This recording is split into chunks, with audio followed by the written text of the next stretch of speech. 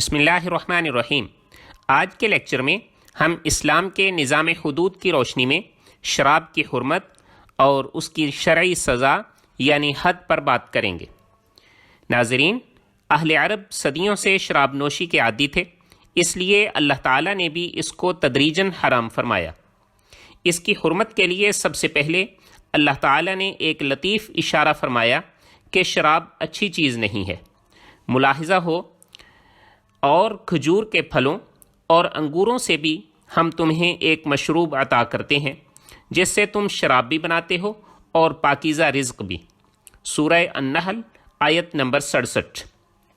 آیت مبارکہ میں شراب کو پاکیزہ رزق کے مقابلے میں ذکر کر کے اشارہ فرما دیا کہ شراب پاکیزہ رزق نہیں ہے۔ ناظرین، پھر سورہ بقرہ میں قدر وضاحت سے فرما دیا کہ شراب پینے سے انسان بہت سی حرکتیں سرزد ہو جاتی ہیں جو گناہ ہیں۔ ملاحظہ ہو، لوگ آپ سے شراب اور جوئے کے بارے میں پوچھتے ہیں، آپ کہہ دیجئے کہ ان دونوں میں بڑا گناہ ہے اور لوگوں کے لیے کچھ فائدہ بھی ہے، اور ان دونوں کا گناہ ان کے فائدے سے زیادہ بڑا ہوا ہے۔ البقرہ آیت نمبر 219۔ پھر سورہ النساء میں شراب پینے کی حالت میں نماز پڑھنے سے روکا گیا۔ ملاحظہ ہو، اے ایمان والو، جب تم نشے کی حالت میں ہو تو اس وقت نماز کے قریب بھی نہ جانا جب تک تم جو کچھ کہہ رہے ہو اسے سمجھنے نہ لگو۔ النساء آیت نمبر 43۔ یہاں یہ اشارہ دے دیا کہ شراب کوئی اچھی چیز نہیں، لہٰذا کسی وقت اس کو بالکل حرام بھی کیا جا سکتا ہے۔ پھر بالآخر سورہ مائدہ میں شراب کو ناپاک اور شیطانی عمل قرار دے کر اس سے مکمل پرہیز کرنے کا صاف صاف حکم دے دیا۔ ملاحظہ ہو، اے ایمان والو، شراب، جوا، بتوں کے تھان اور جوئے کے تیر، یہ سب ناپاک شیطانی کام ہیں، لہٰذا ان سے بچو تاکہ تمہیں فلاح حاصل ہو۔ شیطان تو یہی چاہتا ہے کہ شراب اور جوئے کے ذریعے تمہارے درمیان دشمنی اور بغض کے بیج ڈال دیں اور تمہیں اللہ کی یاد اور نماز سے روک دے۔ اب بتاؤ کہ کیا تم ان چیزوں سے باز آ جاؤ گے؟ المائدہ آیت نمبر 90 اور 91۔ ناظرین، قرآن مجید میں مذکور لفظ خمر سے کیا مراد ہے؟ اس بارے میں فقہا کی دو آراء ہیں۔ امام مالک، امام شافعی اور امام احمد ابن حنبل رحمہم اللہ کے نزدیک قرآن مجید میں مذکور خمر سے مراد ہر نشہ آور مشروب ہے، چاہے عربی میں اس کا نام خمر ہو یا نہ ہو، جبکہ احناف کے نزدیک خمر ایک خاص مشروب ہے جس کو اہل عرب بھی خمر ہی کہتے تھے، اور وہ 3 طرح کے مشروب ہیں۔ نمبر 1، انگوروں کا رس جو پڑا پڑا گاڑھا ہو جائے، جوش مارنے لگے اور جھاگ چھوڑ دے۔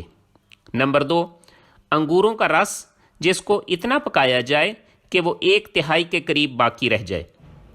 نمبر 3، کھجور یا کشمش کا پانی جو پڑا پڑا گاڑھا ہو جائے، جوش مارنے لگے اور جھاگ چھوڑ دے۔ ناظرین، احناف کے نزدیک شراب کے معاملے میں جو چیز قطعی طور پر حرام ہے وہ صرف خمر ہے، لہٰذا خمر تھوڑی پیے یا زیادہ، اس کی وجہ سے نشہ آئے یا نہ آئے، وہ ہر صورت حرام ہے۔ خمر کے علاوہ باقی مشروبات اس وقت حرام ہیں جب وہ نشہ آور ہوں، اور انہیں مسکر یعنی نشہ آور کہا جاتا ہے، خمر نہیں۔ خمر اپنی ذات کے اعتبار سے ہی حرام ہے، جبکہ دیگر مشروبات پر اس وقت حرمت کا حکم لگتا ہے جب وہ نشہ لائیں۔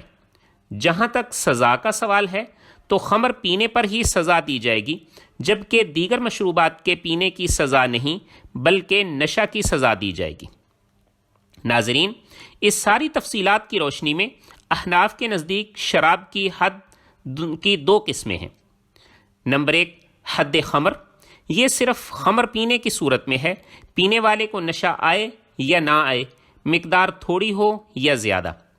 نمبر 2، حد سکر، یہ اس صورت میں ہے جب خمر کے علاوہ کسی اور نشہ آور مشروب کو پیے اور اس سے نشہ آ جائے، لیکن اگر کوئی ایسا مشروب پیا مگر اس سے نشہ نہ آیا تب کوئی حد نہیں۔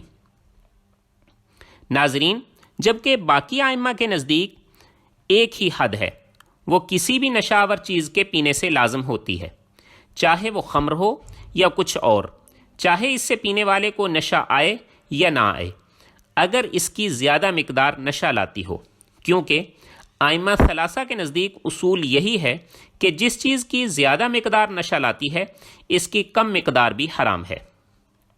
ناظرین، شرب خمر کی حد کے لازم ہونے کی بنیادی شرائط دو ہیں۔ نمبر 1 شراب پینا، نمبر 2 شراب اپنے ارادے سے پینا۔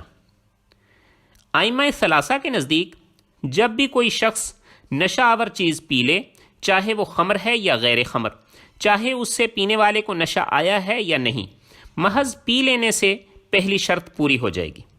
جبکہ احناف کے نزدیک شراب پینا تب پایا جائے گا جب وہ خمر پیے، جس کی تفصیل پہلے گزر چکی ہے، اور اگر کوئی اور مشروب پیتا ہے تو لازم ہے کہ اس کو نشہ آئے۔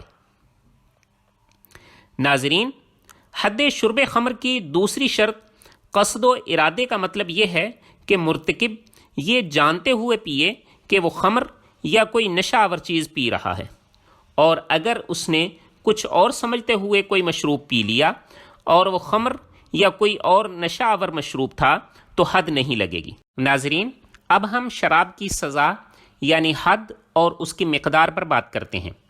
تو ناظرین، قرآن پاک نے شرب خمر کو حرام قرار دیا، لیکن اس کی کوئی سزا مقرر نہیں کی۔ اسی طرح رسول اللہ صلی اللہ علیہ وآلہ وسلم مختلف اوقات میں کم یا زیادہ سزا جاری فرماتے تھے، لیکن کوئی ایک مقدار متعین نہیں فرمائی۔ حضرت ابو بکر صدیق رضی اللہ عنہ کا زمانہ آیا تو آپ نے صحابہ کرام سے پوچھا کہ رسول اللہ صلی اللہ علیہ وآلہ وسلم شراب نوشی کی کیا سزا جاری فرماتے تھے؟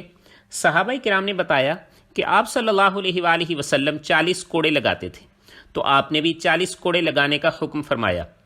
حضرت عمر فاروق رضی اللہ عنہ کے زمانے میں حدود خلافت وسیع ہونے کے باعث دوسری اقوام سے شراب نوشی کی شکایات زیادہ ہو گئیں، تو ان حالات کے پیش نظر حضرت عمر فاروق رضی اللہ عنہ نے صحابہ کرام سے حد شرب خمر کے بارے میں مشورہ لیا کہ اس کی کیا مقدار ہونی چاہیے۔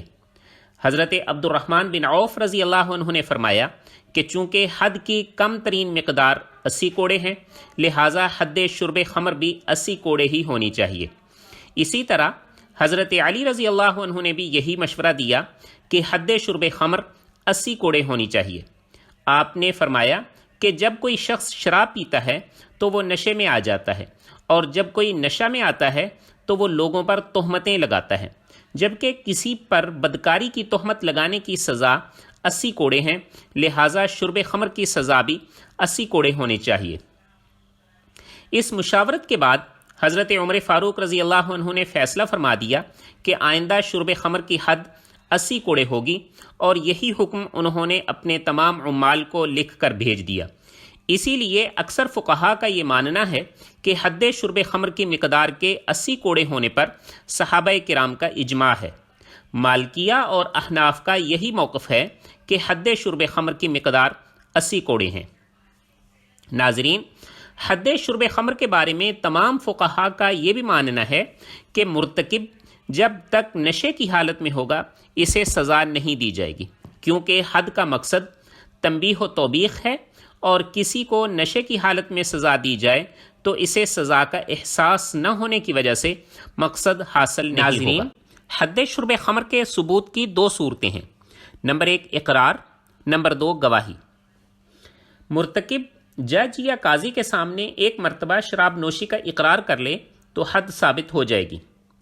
اس سلسلے میں امام ابو حنیفہ اور امام ابو یوسف رحمہم اللہ کا موقف ہے کہ کسی قدیم واقعہ کے اقرار پر حد جاری نہیں ہوگی، بلکہ ضروری ہے کہ جب مرتکب اقرار کرے تو اس کے منہ سے خمر یا کسی نشہ آور چیز کی بو آ رہی ہو۔ اسی طرح اگر 2 عادل مرد کسی کے شراب نوشی یا نشے میں مبتلا ہونے کی گواہی دے دیں تب بھی حد ثابت ہو جائے گی۔ امام ابو حنیفہ اور امام ابو یوسف رحمہ اللہ کے نزدیک ضروری ہے کہ گواہی کے وقت ملزم کے منہ سے شراب یا نشہ آور چیز کی بو آ رہی ہو۔